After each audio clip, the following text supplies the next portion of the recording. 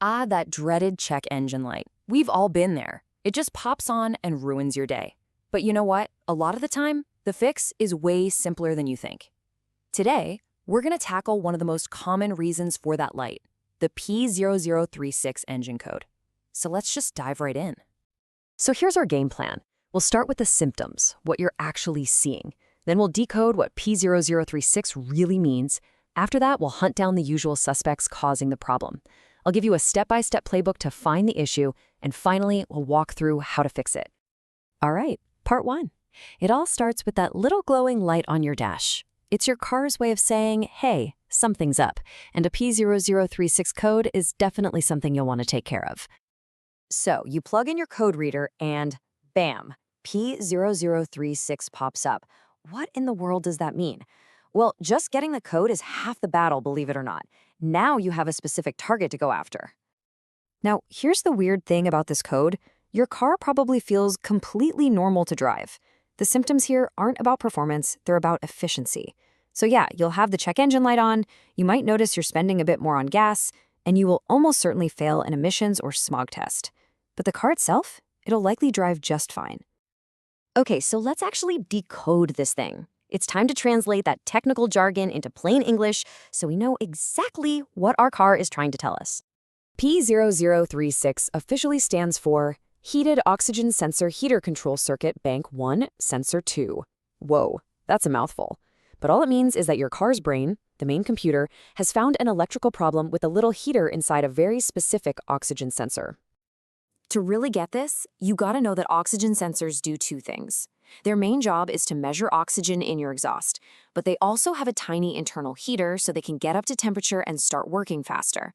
The P0036 code is super specific. It's not a problem with the oxygen measuring part. It's a failure in that little heater circuit. Now, to find this thing, we have to break down its address. Bank 1, Sensor 2. Let's start with Bank 1. This is easy. Bank 1 is always the side of your engine that has the number 1 cylinder. And hey, if you have an inline 4 or a straight 6, you've only got one bank, so that makes it even easier. And what about Sensor 2? Well, on any side of the engine, Sensor 1 is called upstream. It's before the catalytic converter. Sensor 2, which is the one we care about, is called downstream. It's located after the catalytic converter. So there you have it. We're looking for the sensor on the same side as cylinder 1, and it's going to be after the cat. Okay, now we know what the code means and where to look, so let's play detective and investigate the usual suspects. It's time to figure out what's really causing this problem. The good news is the list of potential culprits is pretty short. And honestly, one of these is way more common than the others. Most of the time, it's just a faulty oxygen sensor, where that little internal heater has burned out. It could also be a blown fuse, maybe some damaged wiring, or, and this is super rare, a problem with the engine computer itself. And that brings us to the hands-on part. Section 4, your diagnostic playbook. This is where I'm going to give you the exact steps to find the problem yourself.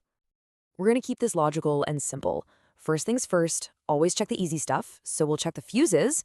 Second, we'll do a quick visual inspection of the wiring. And third, we're going to do a test on the sensor itself that will tell us for sure if it's the problem. And here's the perfect way to think about what we're about to test.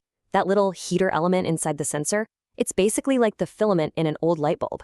Our test is just to see if that filament has burned out. And once it's gone for good. So to test it, you'll need a multimeter set to measure resistance, or ohms. A good heater should give you a reading somewhere between, say, 3 and 30 ohms. But if your multimeter reads OL, which stands for open loop, or it just shows infinite resistance, that's it. That's your smoking gun. The heater is burned out, and the sensor is bad. Now, here's a little pro tip to make this test way easier. When you unplug the sensor's connector, look at the wires coming out of the sensor itself. You'll usually find two wires that are the exact same color. A lot of times they're both white or maybe both black. Those are the two wires for the heater circuit. That's exactly where you want to put your multimeter probes. All right, we've found the problem. Now for the satisfying part, the final step, making the fix. Let's get this thing done and turn that check engine light off for good. Look, if your multimeter test showed an open circuit, the path forward is crystal clear. You just need to replace that Bank 1, Sensor 2 oxygen sensor. Seriously, in almost every single case, replacing this one part is the entire fix. But before you grab your toolbox, there's a really common question we should answer. Are you going to need some kind of weird, special tool to get that old sensor out? And the answer is maybe. There is a special tool for this. It's called an oxygen sensor socket. It looks like a deep socket, but it has a long slot cut down the side. That slot is there so the socket can slip over the sensor without you having to cut the wire. If your sensor is buried in a really tight spot, you'll probably need one. My best advice? Take a look at your car and see how much room you have before you start. So let's just lock in everything we've learned.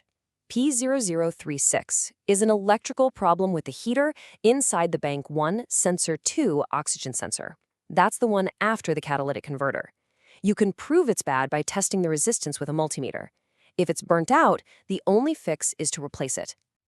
And just like that, by following these steps, you've not only fixed the problem and turned off that annoying light, but you've also given yourself some serious new knowledge. Which really just leaves one last question. What's the next mystery your car is waiting for you to solve?